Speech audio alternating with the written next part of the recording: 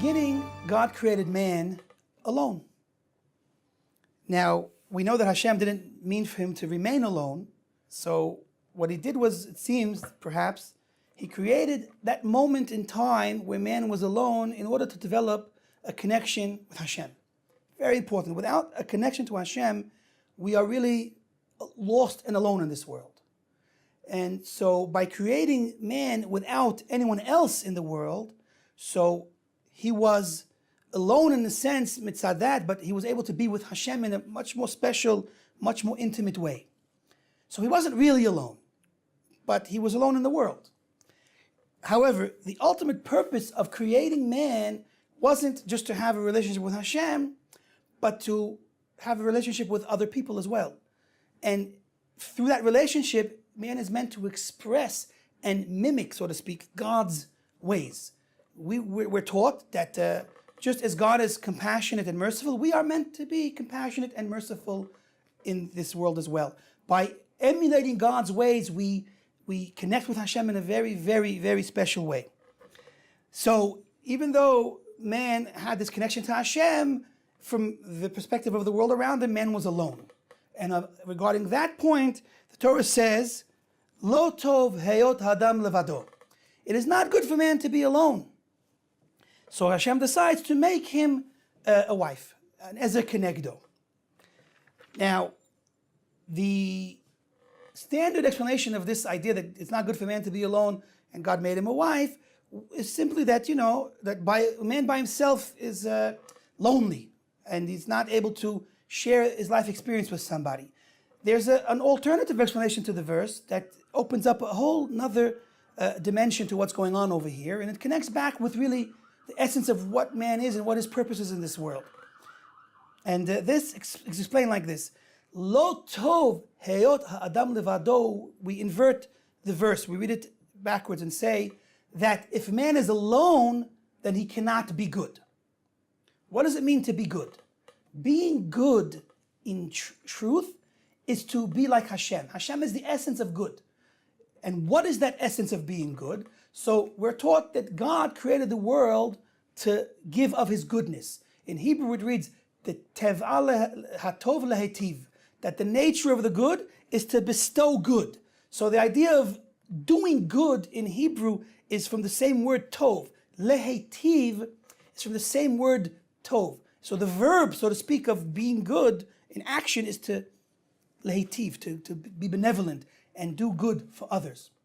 So what Hashem is essentially saying over here is, as long as man is by himself, he can't really be good, because the essence of good is to be like Hashem. Hashem created the world to give of his goodness, and man was created to be like him and be in a world and give of his goodness to mankind, more specifically to his wife. The very first relationship a man ever, the main relationship that a man has in his life is with his wife. So Hashem says it's not good for man to be alone. I'll make him a wife. He'll share his life with this woman, the man and the woman sharing their life together, and they have an opportunity now to be good to each other. And that's the essence of marriage. We'll see how much it runs to the core of what marriage is really built on. But anyway, based on that, we can appreciate this reading of the verse, Lo tov heyot adam levado, that man cannot be good as long as he's by himself. So Hashem makes him this woman. Beautiful. And they live happily ever after. Not. Of course, we know that problems come in marriage. In their marriage, a big problem came, the great sin from the tree of knowledge. We have to know that marriage is not, just like a fantasy, a vacation. Life involves a lot of work. Sometimes you argue, but we have to work through all of this. But let's get to the foundation of what it is, the main key ingredient to building a proper marriage. And what does the Torah tell us about this? What kind of light does the Torah shed on the key ingredient to developing a proper marriage? Well, we all can appreciate that without love, there is no real marriage. So we would suggest that love is the foundation of marriage. And of course, with that love comes expressing it, and comes respect and appreciation of one another. But really, the foundation of marriage that unite husband and wife is love. That's why the Torah actually says that man, once God created woman, man leaves his home and becomes attached to his wife. It says, man and woman become one. They become one flesh. They unite as one. And what does the Torah tell us? What does it mean exactly that man and woman unite as one? So interestingly enough, if we take the word one, in Hebrew it's echad. The letters are aleph, chet, and dalet. So the gematria of echad is 13. Very special number. Why is it so special? Because it's the same gematria of the word ahava. So we see the Torah is hinting to us what is the element, what is it that makes man and woman one, is the love between them that bonds them together. And that's why the gematria of ahava, aleph, hey, bet, hey, is also 13. So love and one equal each other. Through love, that's how we unify with our spouse. But what does this mean in a practical sense? So the Lashon HaKodesh, the beautiful language of Hebrew that is built in creation, tells us also what this practically means as well, because the word love, ahava, is rooted in the word hav, to give. So what is real love? So the world thinks, that the more I get, the more I'm going to love somebody. The reverse is actually true. This teaches us that the more we give, the more we will come to love somebody. The more you give of yourself, the more invested you become in that other person, the more you love them. And marriage is the essence of that giving. If the two parties in a marriage are thinking about what I can give to the other, instead of what I can get from the other, then by mimela, each one gets and each one gives, and you have a harmonious marriage built on true love and true selflessness and true giving. So we see here that ultimately the good that God gives man through marriage is the love developed between them by emulating God, by being a giver to each other. And we see that that's the foundation of marriage. With this in mind, we could bring a verse later on in the Chumash. We talk about building a mikdash, building a sanctuary for Hashem. Now, interestingly enough, the Ramban points out that the Beis HaMikdash that we built, the Mishkan in the desert and eventually the Beis HaMikdash in Israel, modeled something. What did that Beis HaMikdash model? So he explains the different things that we had in the Mikdash and compares them to what existed in the tent of Sarah, the Jewish home. Sarah's tent had 3 miracles that we see a model of in the Beis HaMikdash. She had the chalot, the bread that lasted from Shabbos to Shabbos. She had the candles of Shabbos that also lasted all week. And we see in the Beis HaMikdash also there was the bread and the candles in the Kodesh. So we see that really the Beis HaMikdash ultimately models the Jewish home, Sarah's tent. Based on that, we would like to explain the verse, V'asuli mikdash v'shachanti b'tocham, and they shall make for me a mikdash, and I will dwell in them, could apply to the husband and wife through marriage. They means 2 of them, the husband and wife, will make God a sanctuary.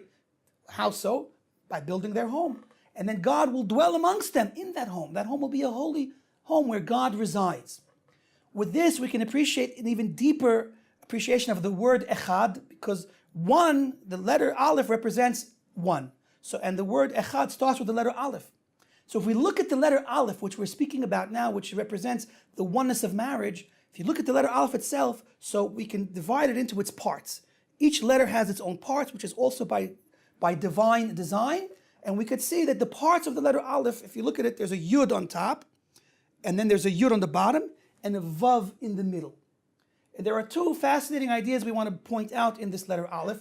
First of all, if you take the gematria of the yud and the aleph, that's 26, which is the same gematria of the name of Hashem, Yud Kei Vav Kei. But furthermore, the Kabbalists explain that if you take that letter Yud and look at it in its parts, it also represents marriage, because the Yud on top is the man, and the Yud on the bottom is the woman, and the Vav in the middle represents their becoming one flesh, one unit, one entity. And that's the secret of marriage, all represented in this letter Aleph, which again, we said equals love and giving. So we see now that really successful marriage is not only about each person being nice to each other, but recognizing that we're created by Hashem and we must have Hashem as part of our life. That ultimately brings the complete marriage, turning our home from a mundane home to a holy place where God dwells with us in marriage. And of course, if God is with you, then you have peace and happiness. Okay, this brings us to our final idea. Rabbi Akiva says something, a little bit enigmatic. He gives a statement. He says that when man and woman merit, so then God dwells among them. And if they don't merit, a fire will devour them. So what in Hebrew it reads, Ish v'isha, zachu shchina beinehem. Man and woman, when they merit, the divine presence resides with them. Lo zachu, if they don't merit, then esh ochaltam, a fire devours them, eats them up. Now, what's the depth of this idea? What is he telling us? People that when a couple gets married, so sometimes the rabbi stands up or someone else and says, they got everybody. Let's celebrate in this wedding, and let me share this idea with you. And he says the same idea that when the man and woman merit, the Shekhinah is with them. When they don't merit, then the fire devours their house, and everybody sits there smiling, and nobody reacts. And I don't understand, why isn't anybody reacting? Imagine you're a bride or a husband, and you just found out that if you're not careful and you don't merit, a fire is going to devour your home. Wouldn't you get up and scream, "Help me! I don't want my home to be destroyed"? But everybody sits there smiling. Nobody asks, what does it mean?